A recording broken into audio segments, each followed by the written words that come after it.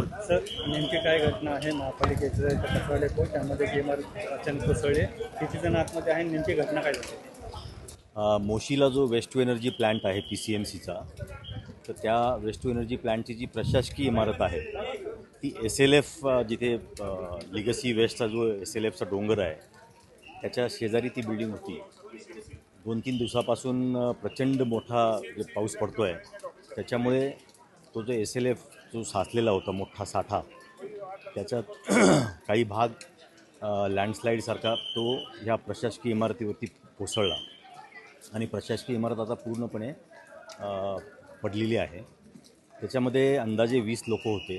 त्यातले 4 लोक बाहेर आलेत भिंत तोडून. अजून एक 15 लोक आतमध्ये आहेत. त्यांच्याशी आमचा संपर्क पण झालेला आहे.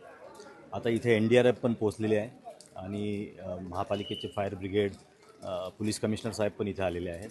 आम्ही सर्व आता रेस्क्यू ऑपरेशन इथे चालू आहे. म्हणताय 15 जण आतमध्ये अडकले, ते सर्व सुरक्षित आहे की कोणाला काही? आता तरी त्यांच्या जेव्हा आमच्या लोकांनी त्यांच्याशी मला वाटतं बाहेरनं हाक वगैरे मारल्यानंतर त्यांनी रिस्पॉन्स दिलेला आहे.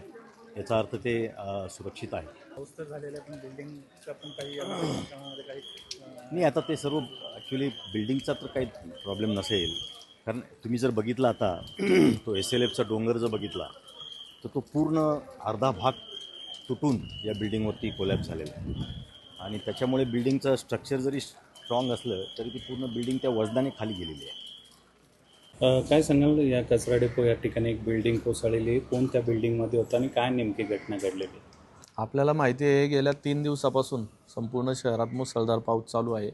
बऱ्याच ठिकाणी पूर परिस्थिती निर्माण झालेली आहे. 3-3, 4-4 मजल्यापर्यंत पाणी साचलेलं आहे.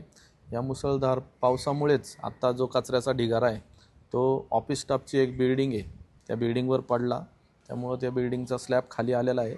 परंतु तिथे AG अँथनी यांचे कर्मचारी तिथं ऑफिस स्टाफचे काम करत होते. सुदैवाने सगळे सुखरूप आहेत. आपल्या पिंपरी चिंचवड महानगरपालिकेचं अग्निशामन बचाव केंद्र, तसंच आरोग्य विभाग, पर्यावरण विभाग आणि आता NDRFची टीम आणि पोलीस प्रशासन सर्व एकत्रित मिळून यांना सर्वांना सुखरूप बाहेर काढतील. किती जण त्या ठिकाणी होते, काय माहिती समोर? 16 जण अंदाजे होते. त्यातले 2 जण बाहेर सुद्धा आलेले आहेत आतमध्ये.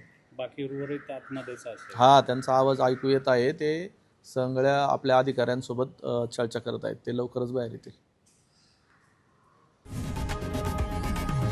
लोकशाही मराठी ऐका, पहा, जागरूक रहा.